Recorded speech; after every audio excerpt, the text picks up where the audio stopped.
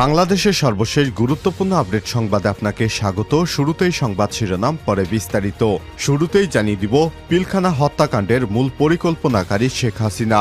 সংবাদ সম্মেলনে জানালেন সাবেক সেনা কর্মকর্তারা। এরপর জানিয়ে দিব আবার যাত্রা শুরু করল বাংলাদেশ। রয়েছে নৈতিকতার বলে বলিয়ান ডক্টর মোহাম্মদ ইউনূসের নেতৃত্ব। দ্য ইকোনমিস্টের প্রতিবেদন। এদিকে সাবেক এমপি একরামুলের ব্যবহৃত শটগান পরিত্যক্ত অবস্থায় উদ্ধার। নোয়াখালীচার সদর সুবর্ণচর আসনের সাবেক এমপি মোহাম্মদ একরামুল করিম চৌধুরী নামে লাইসেন্সকৃত একটি শটগান পরিত্যক্ত অবস্থায় এলাকার কবরস্থান থেকে উদ্ধার করা হয়েছে। ওই সময় ঘটনাস্থল থেকে 12 রাউন্ড কার্তুজও উদ্ধার করা হয়। জানাবো বেক্সিমকো গ্রুপ 18,000 কোটি টাকা ঋণখেলাপি জনতা ব্যাংকের কাছে। ঋণ নিয়েছিল 27,000 কোটি টাকা।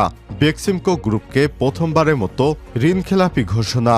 অবশেষে বড় অঙ্কের ঋণখেলাপি হলেন বেক্সিমকো গ্রুপের কর্ণধার সালমান এফ রহমান। দীর্ঘদিন ধরে রাজনৈতিক প্রভাব খাটিয়ে তিনি খেলাপির বাইরে ছিলেন, কিন্তু আর রক্ষা হলো না। এই প্রথমবারের মতো ঋণখেলাপির তালিকাভুক্ত করা হলো তাকে। সাবেক প্রধানমন্ত্রী শেখ হাসিনার বেসরকারি ও শিল্প বিনিয়োগ বিষয়ক উপদেষ্টা সালমান এফ রহমান শুধু জনতা ব্যাংকের এক শাখা থেকেই ঋণের নামে বের করে নিয়েছেন প্রায় 27,000 কোটি টাকা, যা ওই শাখার মোট ঋণের 65%। এবারে জানাবো ব্যাংকের বিরুদ্ধে ষড়যন্ত্র থামাতে গভর্নরের কাছে চিঠি। শেখ হাসিনা দেশ ছেড়ে পালিয়ে গেল, তার অনুসারীরা এখনো বিভিন্ন উপায়ে দেশে নৈরাজ্যকর পরিস্থিতি সৃষ্টি করার চেষ্টা করে যাচ্ছে। পুনরায় নিজেদের নিয়ন্ত্রণে আনার লক্ষ্যে দুর্নীতির দায়ে শাস্তিপ্রাপ্ত সাবেক পরিচালক ও কিছু সাবেক কর্মকর্তারা মিলিতভাবে ব্যাংকের স্থিতিশীলতা নষ্ট করার অপচেষ্টা করছে। তারা বর্তমান পরিচালনা পর্ষদ এবং শীর্ষ কর্মকর্তাদের বিরুদ্ধে নানা অপপ্রচারে লিপ্ত হয়েছে, যার মূল উদ্দেশ্য হচ্ছে ব্যাংকটি দখল করে আবার লুটপাটের সুযোগ তৈরি করা। গতকাল আগস্টে ব্যাংকের কর্মকর্তা কর্মচারীরা বাংলাদেশ ব্যাংকের গভর্নর ডক্টর আহসান ইস মনসুরের কাছে একটি চিঠিতে ষড়যন্ত্রের কথা উল্লেখ করেছেন। চিঠিতে বলা হয়েছে এই অসাধু চক্রটি বর্তমান পরিচালনা পর্ষদের বিরুদ্ধে ভিত্তিহীন অভিযোগ তুলে এনআরবিসি ব্যাংকের গতি থামানোর নানা অপকৌশলে লিপ্ত হয়েছে। এবং সর্বশেষ জানিয়ে দিব দিশেহারা আওয়ামী লীগের নেতাকর্মীরা ছাড়তে চান রাজনীতি। দীর্ঘ 15 বছরের ক্ষমতায় থাকা আওয়ামী লীগ সরকারের সভাপতি এবং সাবেক প্রধানমন্ত্রী শেখ হাসিনা ছাত্র জনতার অভ্যুত্থানে ক্ষমতা ছেড়ে বাংলাদেশ থেকে ভারতে পালিয়ে গেছে। এর নেতৃত্বে এখন শূন্যতায় ভুগছে। অথচ গত 23 জুন আওয়ামী লীগের 75 বছর পূর্তি পালনের পরিস্থিতিও ছিল ভিন্ন। রাজধানীর সোহরাওয়ার্দী উদ্যানে আয়োজিত সমাবেশে নেতাকর্মীদের উপস্থিতি ছিল কানায় কানায় পূর্ণ, কিন্তু মাত্র 2 মাসের ব্যবধানে পরিস্থিতি এখন পুরোপুরি পাল্টে গেছে।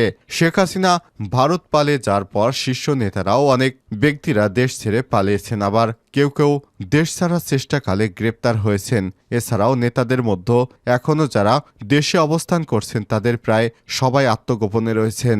নেতাকর্মীরা এখন রাজনীতি ছেড়ে দিতে চাচ্ছেন। প্রিয় দর্শক, এতক্ষণ শুনছিলেন সংবাদ শিরোনাম, এবারে বিস্তারিত। তবে তার আগে বন্ধুরা অনুরোধ থাকবে এই সংবাদটিতে একটি লাইক দিন।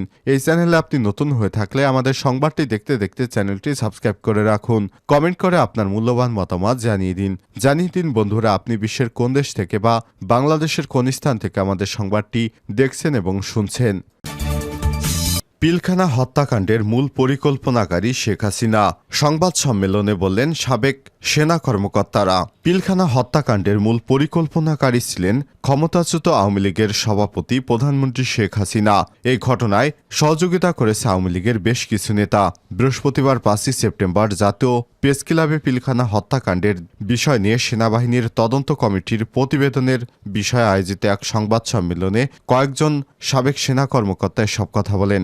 সংবাদ সম্মেলনে সাবেক প্রধানমন্ত্রী শেখ হাসিনা নিরাপত্তা বিষয়ক উপদেষ্টা মেজর জেনারেল অবসরপ্রাপ্ত তারিক আহমেদ সিদ্দিকীকেও পিলখানা হত্যাকাণ্ডের অন্যতম অভিযুক্ত হিসেবে উপস্থাপন করা হয়। সাবেক সেনা কর্মকর্তারা বলেন, সেনাবাহিনীর আরও বেশ কয়েকজন কর্মকর্তাই হত্যাকাণ্ডের সঙ্গে জড়িত ছিল, যাদের পরে পদোন্নতি দিয়ে পুরস্কৃত করেছে শেখ হাসিনা। সংবাদ সম্মেলনে সেনা তদন্ত কমিটির অন্যতম সদস্য মেজর জেনারেল অবসরপ্রাপ্ত আব্দুল মতিন মূল প্রবন্ধ উপস্থাপন করেন। উপস্থিত ছিলেন ব্রিগেডিয়ার জেনারেল অবসরপ্রাপ্ত মোর্শেদুল হক, কর্নেল অবসরপ্রাপ্ত আব্দুল হক, লেফটেন্যান্ট কর্নেল অবসরপ্রাপ্ত আমিনুল ইসলাম, লেফটেন্যান্ট কর্নেল অবসরপ্রাপ্ত সৈয়দ কামরুজ্জামান প্রমুখ। মেজর জেনারেল অবসরপ্রাপ্ত আব্দুল মতিন বলেন, শুধু অপারেশন ডাল ভাতের জন্য বা রেশন বৃদ্ধির জন্য এই হত্যাকাণ্ড ঘটেনি। এটি একটি দীর্ঘদিনের পরিকল্পনা, যার মাধ্যমে বাংলাদেশকে দুর্বল করে প্রতিবেশী দেশ ভারতের অঙ্গরাজ্য বানানোর উদ্দেশ্য ছিল হাসিনার। এই পরিকল্পনায় যুক্ত ছিলেন দেশের কিছু বিশ্বাসঘাতক মির্জাফর, ছিল অপর একটি দেশের চক্রান্ত।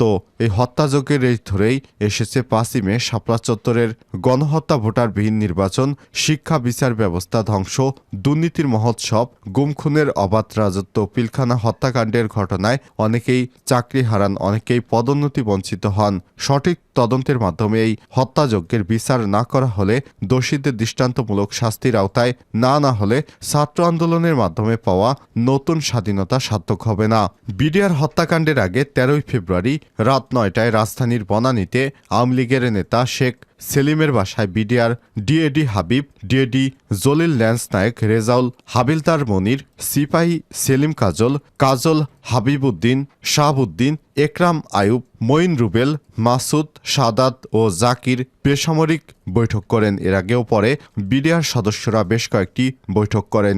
সুবেদার গোফরান মল্লিক নবীন সৈনিকদের উদ্দেশ্যে উস্কানিমূলক বক্তব্য দেন। 2008 সালের 17 থেকে 18 ডিসেম্বর ব্যারিস্টার ফজলে নূর তাপসের বাসাতেও হাবিলদারদের মনির, সাহাব, সিপাহী মনির বৈঠক করেন।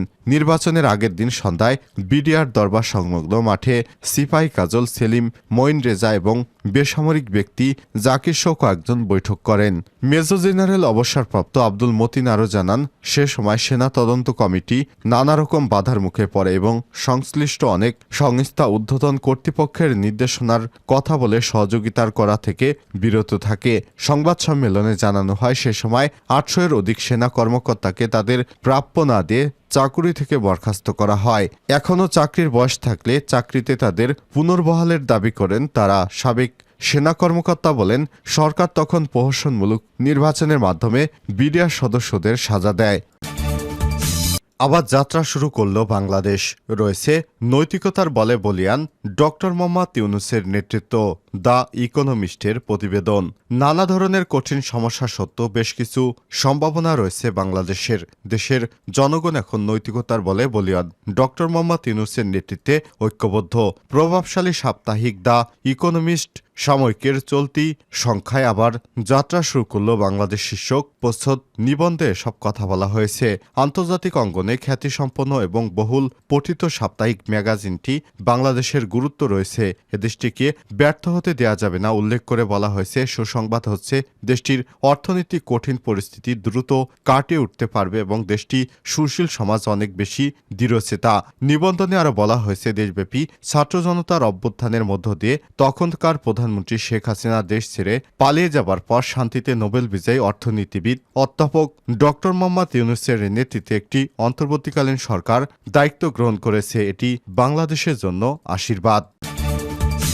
সাবেক এমপি একরামুলের ব্যবহৃত শটগান পরিত্যক্ত অবস্থায় উদ্ধার। নোয়াখালী 4 আসন সদর সুবর্ণচর আসনে সাবেক এমপি মোহাম্মদ একরামুল কবির চৌধুরীর নামে লাইসেন্সকৃত একটি শটগান পরিত্যক্ত অবস্থায় এলাকার কবরস্থান থেকে উদ্ধার করেছে আইনশৃঙ্খলা রক্ষাকারী বাহিনী। ওই সময় ঘটনাস্থল থেকে 12 রাউন্ড কার্তুজও উদ্ধার করা হয়। বৃহস্পতিবার রাত 9:30টার দিকে জেলার কবিরহাট উপজেলা সুন্দরপুল ইউনিয়নের 7 নম্বর ওয়ার্ডের সুন্দরপুল গ্রামের একটি কবরস্থান থেকে অস্ত্রটি উদ্ধার করা হয়েছে। Noakhali police super SP Mohammad Asaduzzaman বিষয়টি নিশ্চিত করে বলেছেন, বৃহস্পতিবার রাতে কবিরহাট থানা পুলিশ, সেনাবাহিনী ও র্যাবের যৌথ অভিযান পরিচালনা করে।